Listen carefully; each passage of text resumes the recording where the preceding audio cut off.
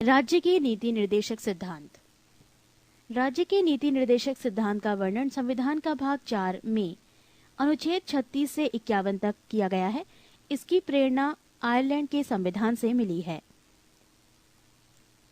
इसे न्यायालय द्वारा लागू नहीं किया जा सकता, यानी इसे वैधानिक शक्ति प्राप्त नहीं है। राज्य के नीति निर्देशक सिद्धांत निम्न है। अनुच्छेद 38, राज्य लोक कल्याण की अभिवृद्धि के लिए सामाजिक व्यवस्था बनाएगा जिससे नागरिक को सामाजिक, आर्थिक एवं राजनीतिक न्याय मिलेगा। अनुच्छेद 39 का समान न्याय और निःशुल्क विधिक सहायता, समान कार्य के लिए समान वेतन की व्यवस्था इसी में है। अनुच्छेद 39 का सार्वजनिक धन का स्वामित्व तथा नियंत्रण इस प्रकार करना ताकि सार्वजनिक हित का सर्वोत्तम साधन हो सके। पृष्ठ 198।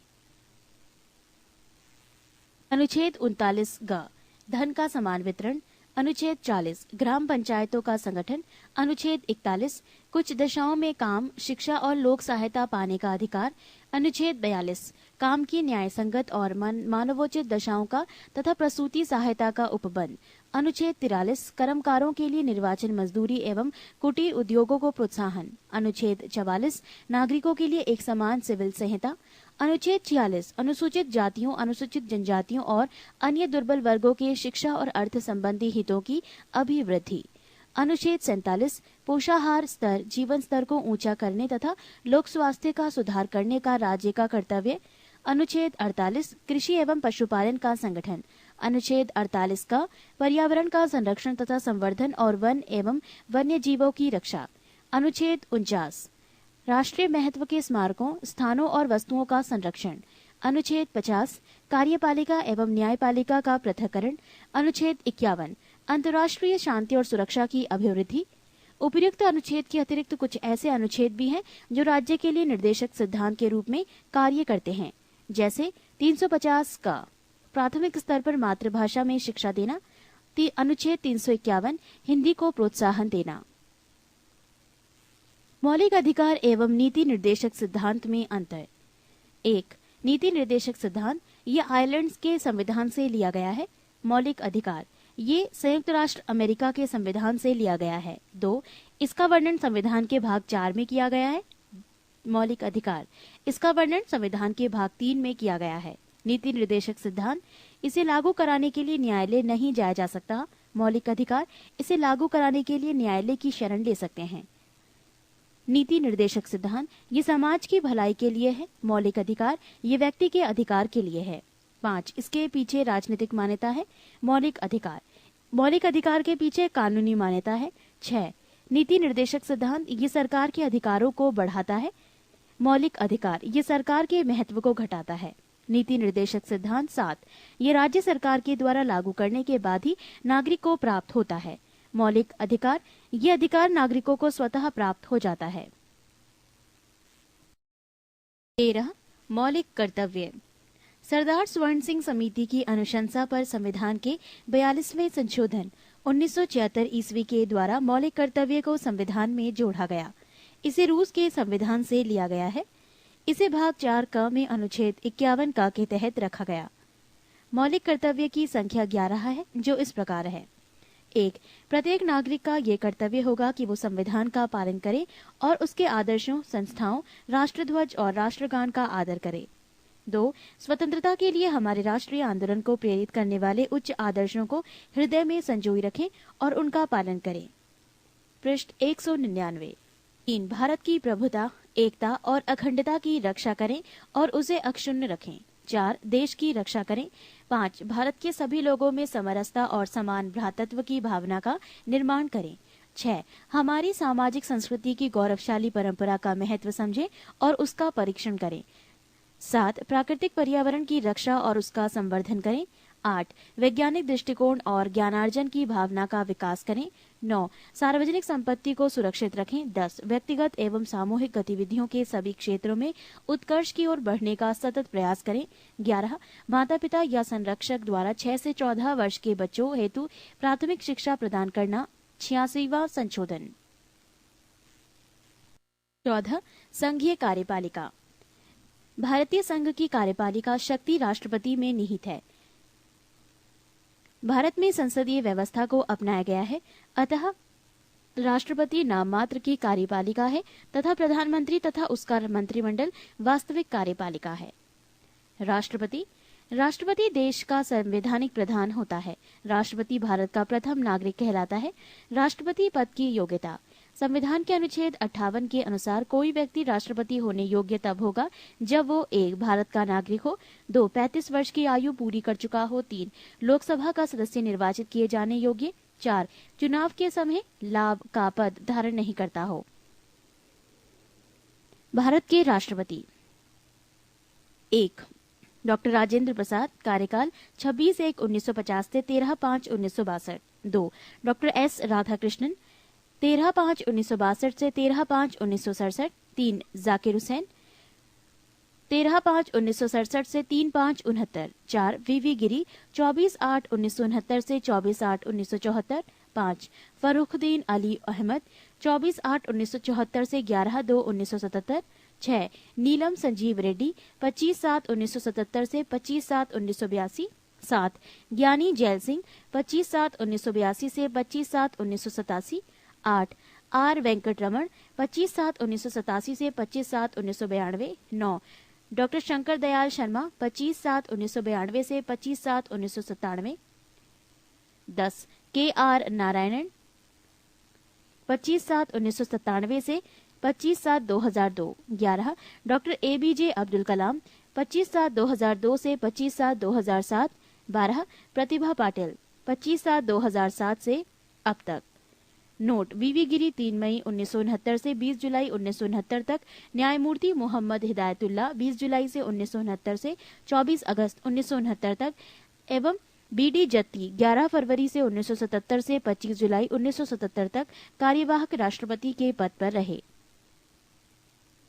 नोट: यदि व्यक्ति राष्ट्रपति या उपराष्ट्रपति के पद पर हो या संघ अथवा किसी राज्य की मंत्रिपरिषद का सदस्य हो तो वो लाभ का पद नहीं माना जाएगा।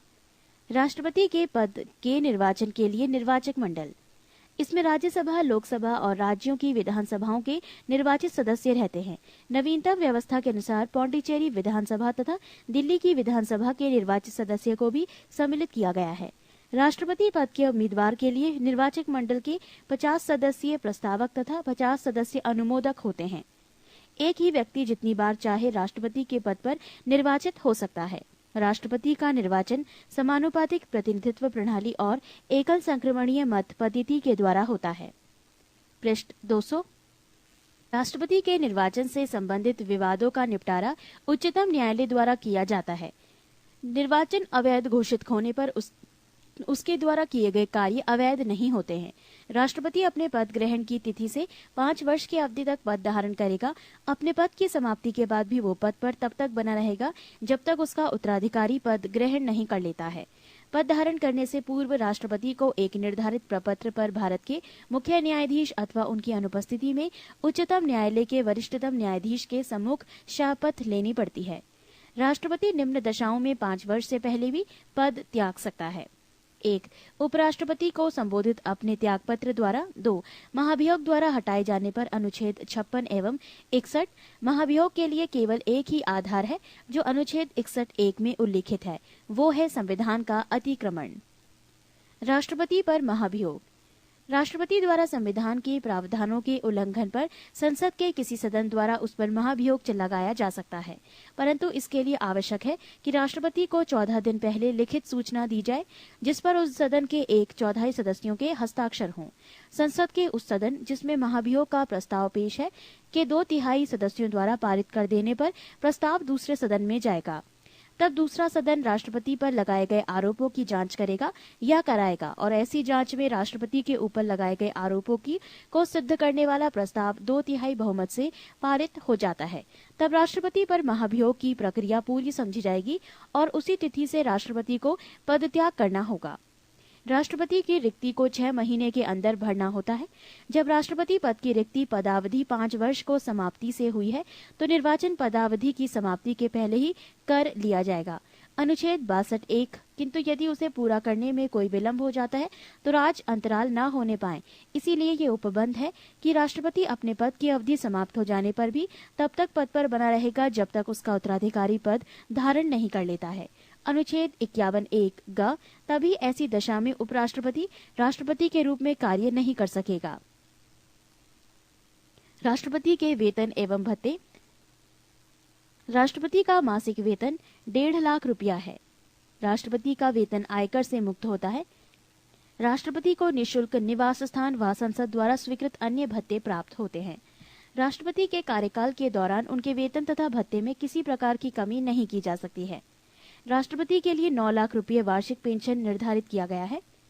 राष्ट्रपति के अधिकार एवं कर्तव्य। 1. नियुक्ति संबंधी अधिकार।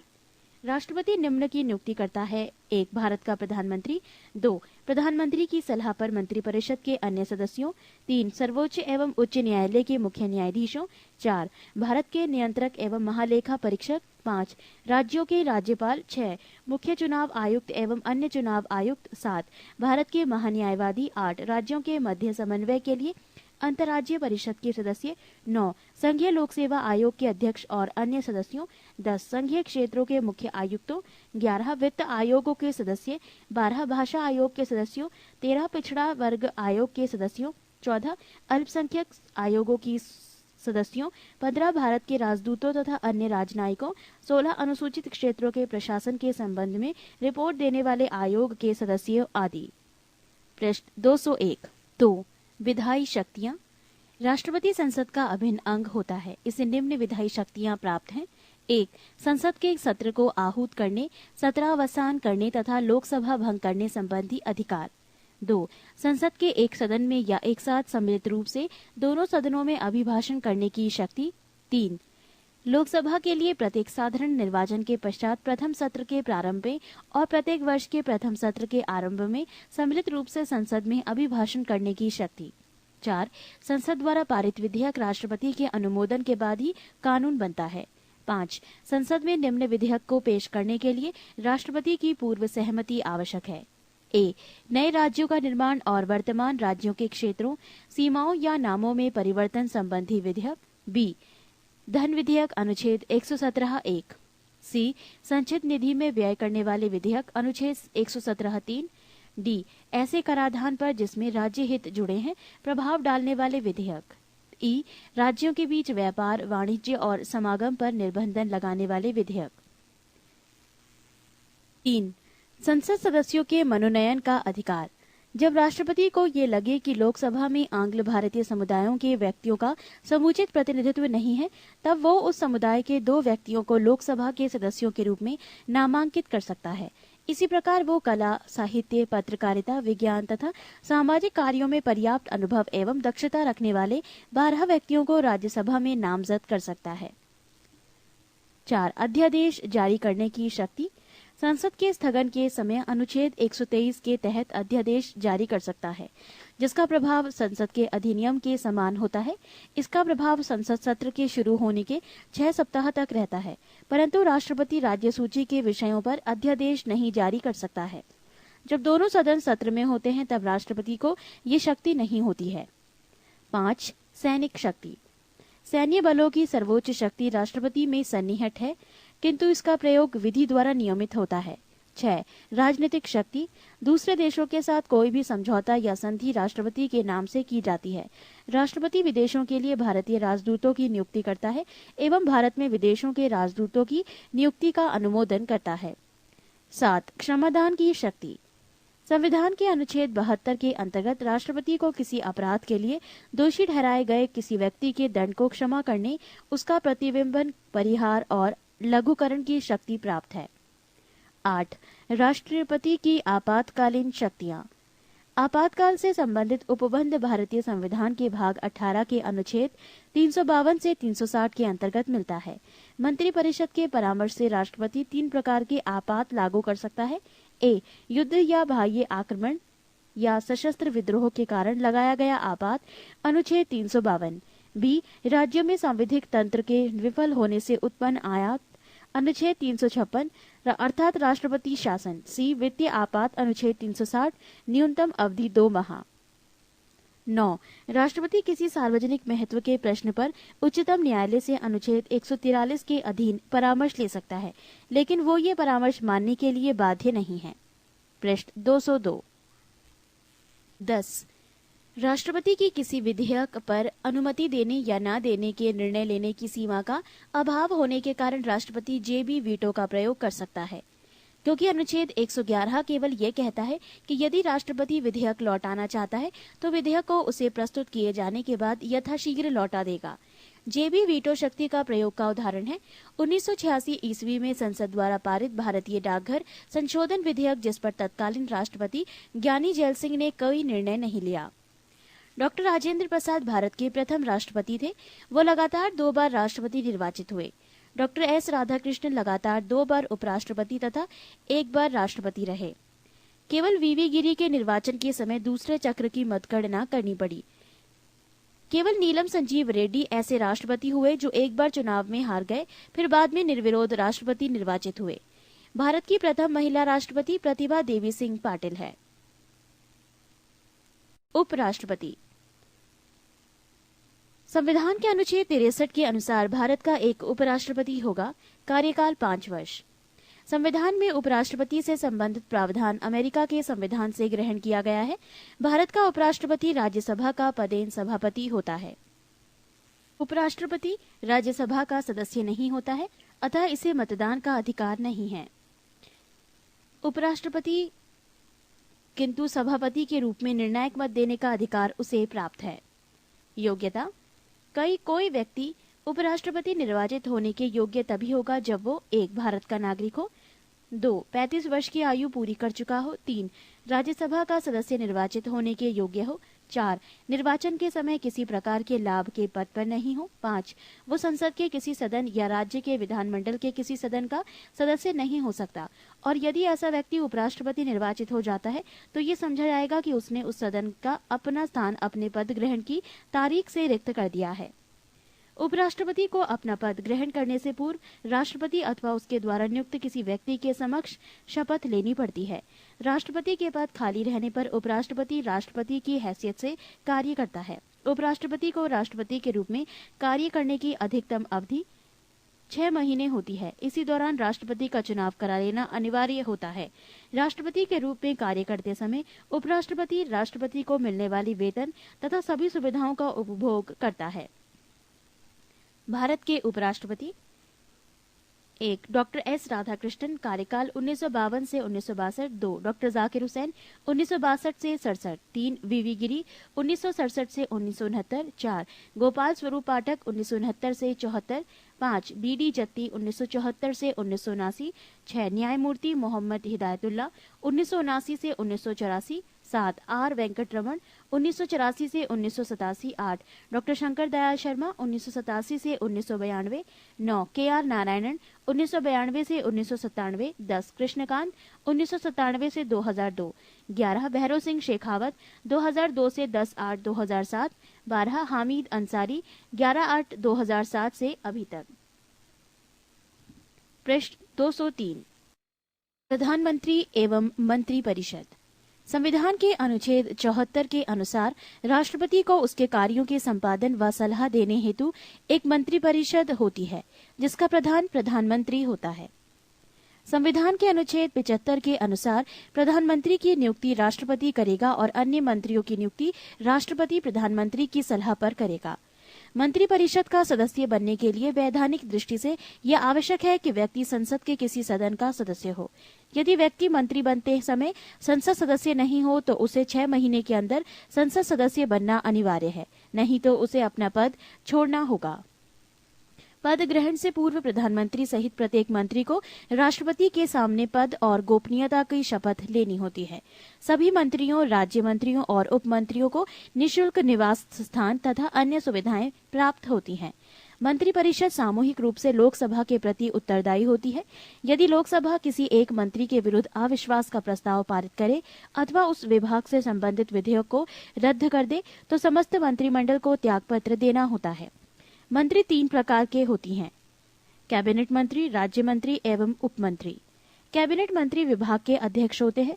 प्रधानमंत्री एवं कैबिनेट मंत्री को मिलाकर मंत्रिमंडल का निर्माण होता है। प्रधानमंत्री की सलाह पर ही राष्ट्रपति लोकसभा भंग करता है। प्रधानमंत्री योजना आयोग का पदेन अध्यक्ष होता है। प्रधानमंत्रियों में सबसे बड़ा कार्यकाल प्रथम प्रधानमंत्री जवाहरलाल नेहरू का रहा। वो कुल 16 साल 9 महीने और 13 दिन तक अपने पद पर रहे। देश की प्रथम महिला प्रधानमंत्री श्रीमती इंदिरा गांधी बनी। वो ऐसी महिला व्यक्ति रही जो 2 अलग अलग अवधियों में प्रधानमंत्री रही। पहली बार जब इंदिरा गांधी प्रधानमंत्री बनी तो वो राज्यसभा की सदस्य थी। चरण सिंह एकमात्र ऐसे प्रधानमंत्री रहे जो कभी लोकसभा में उपस्थित नहीं हुए।